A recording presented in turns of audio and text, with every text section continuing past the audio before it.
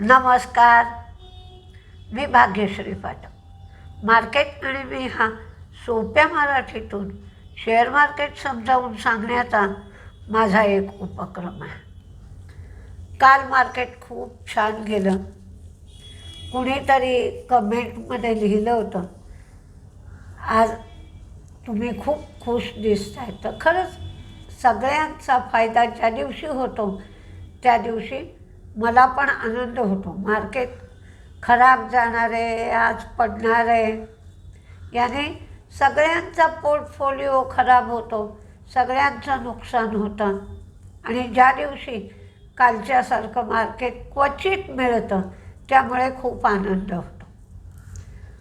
वाटलं होतं की ट्रेड डीलनंतर फॉरेन इन्व्हेस्टर्सची खरेदी होईल आणि तसंच काल झालं.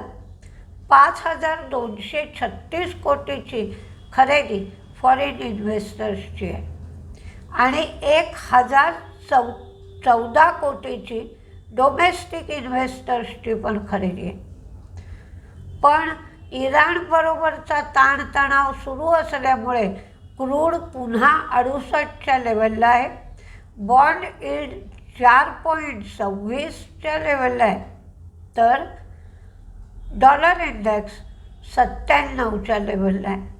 रुपया मात्र काल ₹1.40 एवढा सुधारला होता. आता अमेरिकन मार्केटमध्ये काय काय झालं हे बघण्याच्या आधी आपण 1-2 गोष्टी त्याच्याबरोबर बघू शकतो. अमेरिकेमध्ये टेक शेअर पडले, म्हणजे टेक्नॉलॉजीच्या संबंधातले सगळे शेअर, म्हणजे त्याचे ADR अमेरिकन डिपॉझिटरी रिसिट्स असतात, त्यांचे सगळ्यांचे भाव पडले. का? तर अँथ्रोपिकने नवीन एक AI टूल लॉन्च केलं आहे म्हणून हे भाव पडले. एनव्हिडिया, मायक्रोसॉफ्ट हेही पडलं. पेपाल 23% पडला. फायझरचा शेअर पडला. बँको सॅटँडर ही स्पॅनिश बँक आहे, या स्पॅनिश बँकेचा शेअर आहे, तोही आपटला. फक्त पेप्सिको, वॉलमार्ट आणि JP मॉर्गन हे शेअर वाढले. डॅव्हिटा हा शेअर 21% वाढला. या आठवड्यात बजेट, ट्रेड डील आणि आता RBIची मॉनिटरी पॉलिसीची मीटिंग सुरू झाली. म्हणजे आज उद्या ती मीटिंग होईल. परवाच्या दिवशी RBIचा रेटचा निर्णय येईल. त्यामुळे हा आठवडा थकवणारा आणि त्याचबरोबर एक्साइटमेंट वाढवणारा असा हा आठवडा ठरला आहे. आज तुम्हाला मात्र पेशन्स ठेवावा लागेल, कारण 45 ते 50 रिझल्ट्स आहेत.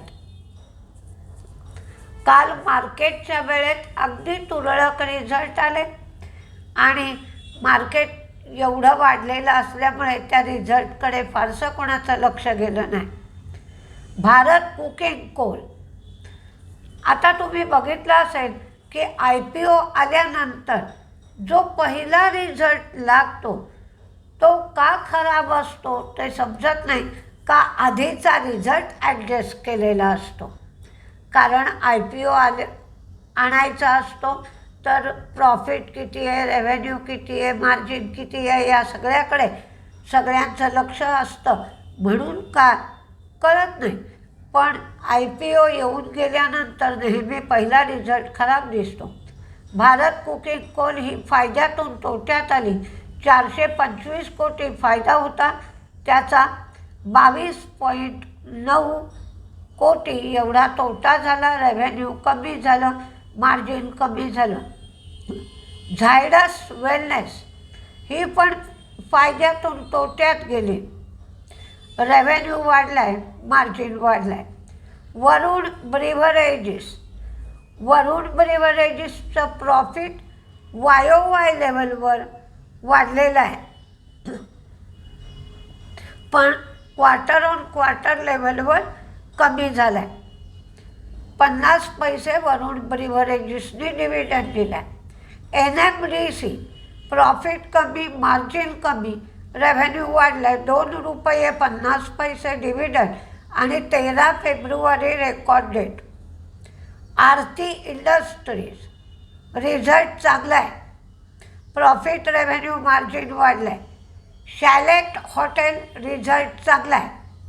आता त्याचा परिणाम शेअरवर किती होतो हे बघावं लागेल, पण प्रॉफिट, रेव्हेन्यू, मार्जिन सगळंच वाढलं आहे. इंद्रप्रस्थ मेडिकल रिझल्ट चांगला आहे. आरती ड्रग्सचं मात्र प्रॉफिट, रेव्हेन्यू वाढलं आहे, मार्जिन कमी झालं आहे. 2 रुपये डिव्हिडंड दिला आहे. गॅब्रियल प्रॉफिट कमी, रेव्हेन्यू, मार्जिन वाढलेलं आहे. सिग्नेचर ग्लोबल ही पण फायद्यातून तोट्यात गेली आहे, रेव्हेन्यू कमी झाला आहे. शीला फोम यांचा रिझल्ट चांगला आहे. प्रॉफिट, रेव्हेन्यू, मार्जिन सगळ्याच गोष्टी वाढल्या. त्रिवेणी टर्बाईन प्रॉफिट आणि मार्जिन कमी झाले, रेव्हेन्यू वाढला आहे. 2 रुपये 25 पैसे डिव्हिडंड दिला आहे. रेस्टॉरंट ब्रँड लॉस कमी केला आहे, त्यांनी लॉस कमी झाला आहे, रेव्हेन्यू, मार्जिन वाढलं आहे. पिढीलाईट प्रॉफिट कमी झालं आहे, रेव्हेन्यू, मार्जिन वाढलं. V2 रिटेलचा रिझल्ट चांगला आहे. प्रॉफिट वाढला आहे, रेव्हेन्यू वाढला आहे, मार्जिन कमी झालं आहे आणि ह्याने स्प्लिट पण केला आहे 1/10. नजारा प्रॉफिट कमी झालं, रेव्हेन्यू कमी झालं, मार्जिन वाढलं. JK लक्ष्मी प्रॉफिट कमी, मार्जिन कमी, रेव्हेन्यू वाढलं. बजाज फायनान्स प्रॉफिट कमी झालं, नेट इंटरेस्ट इन्कम वाढलं, पण त्यांना 265 कोटी एवढी लेबर कॉस्ट पडली आहे लेबर कोडच्या बदलामुळे. गोदरेज ॲग्रोवेट प्रॉफिट, रेव्हेन्यू वाढलं, मार्जिन कमी. ॲक्शन कन्स्ट्रक्शन रिझल्ट चांगला आहे, प्रत्येक गोष्ट वाढली. फर्स्ट सोर्स प्रॉफिट कमी झालं, रेव्हेन्यू, मार्जिन वाढलं. 5 रुपये 50 पैसे डिव्हिडंड दिला आहे. आदित्य बिर्ला कॅपिटल प्रॉफिट वाढलं, रेव्हेन्यू वाढलं. मनकाइंड फार्मा रिझल्ट चांगला आहे, प्रत्येक गोष्ट वाढली. कॅस्ट्रॉल रिझल्ट चांगला आहे, 5 रुपये 25 पैसे डिव्हिडंड. TCI रिझल्ट चांगला आहे, 7 रुपये डिव्हिडंड, प्रत्येक गोष्ट वाढली. सोलार इंडस्ट्री रिझल्ट चांगला आहे, प्रत्येक गोष्ट वाढली. अडाणी एंटरप्राइज प्रॉफिट वाढलं, रेव्हेन्यू वाढलं, मार्जिन वाढलं, पण त्यांच्या प्रॉफिटमध्ये अडाणी विल्मरचा जो हिस्सा त्यांनी विकला होता त्याचा समावेश आहे. सारेगम प्रॉफिट, रेव्हेन्यू कमी झालं, मार्जिन वाढलं. PCBL म्हणजे फिलिप्स कार्बन ब्लॅक रिझल्ट कमजोर आहे. रसेल टेक्सेस प्रॉफिट, रेव्हेन्यू वाढलं, मार्जिन कमी. अल्काइल एमाइन्स प्रॉफिट, रेव्हेन्यू कमी, मार्जिन फ्लॅट. ॲथरचा रिझल्ट चांगला आहे, प्रत्येक गोष्ट वाढली. HFCL म्हणजे हिमाचल फ्युचर इस्टेट यांचे प्रत्येक गोष्ट वाढली आहे, रिझल्ट चांगला आहे. अडाणी पोर्ट प्रॉफिट वाढलं, रेव्हेन्यू वाढलं, मार्जिन फ्लॅट राहिलं. कल्याणी स्टील प्रॉफिट वाढलं, रेव्हेन्यू कमी झालं, मार्जिन वाढलं. इंडोको रेमेडीज लॉस वाढला, रेव्हेन्यू, मार्जिन वाढलं. अडाणी विल्मर प्रॉफिट कमी झालं, मार्जिन कमी झालं, रेव्हेन्यू वाढलं. कन्साई नेरोलॅक प्रॉफिट कमी, रेव्हेन्यू वाढलं, मार्जिन कमी. NBCCला 277 कोटींच्या ऑर्डर मिळाल्या. IRFCनी व्होक्पा आणि सागरमाला फायनान्स कॉर्पोरेशन बरोबर करार केला. अनूप इंजिनिअरिंग प्रॉफिट आणि मार्जिन दोन्ही कमी, रेव्हेन्यू वाढलं. रुबिकॉन नंतर Timex, Lloyd metal, ADF food या चारही कंपन्यांचे रिझल्ट चांगले आले. Rubicon, Timex, Lloyd metal, ADF food result चांगले, प्रत्येक गोष्ट वाढली. डिशमन कार्बोजेन फायद्यातून तोट्यात गेली, रेव्हेन्यू वाढला, मार्जिन कमी. दम कॅपिटल फायदा कमी झाला, रेव्हेन्यू पण कमी झालं. डॉक्टर अगरवाल हेल्थ फायदा वाढला, रेव्हेन्यू वाढला, मार्जिन कमी झालं. तर आज बऱ्याच कंपन्यांचे जे रिझल्ट आले ते मी तुम्हाला सांगितले. आता कुठले शेअर तेजीत राहू शकतात, पण काल एवढं मार्केट तेजीत गेलं होतं, तर आज कन्सॉलिडेट होणं गरजेचं आहे. आधी तेजीतले शेअर पाहूया. Brigade, power grid, Indraprastha medical, Godrej property, solar industry, V2 retail, FSL, Nykaa, Safari, Ramco cement, NBCC, Mankind, Angel, NLC,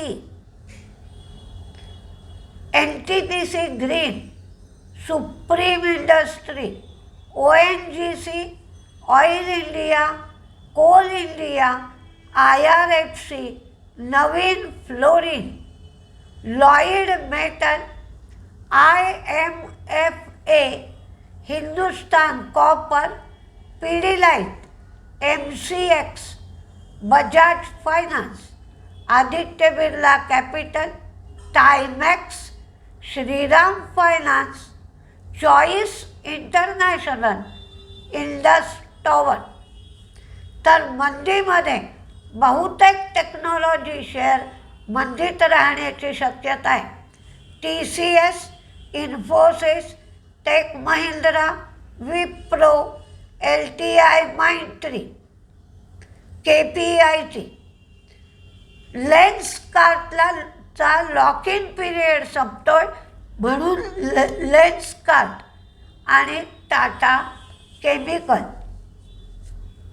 हे शेअर मी दिले. मगाशीच सांगितलं V2 रिटेलचं स्प्लिट जे आहे ते एकाचे 10 शेअर करणार आहेत. तर बघूया काय होत आहे.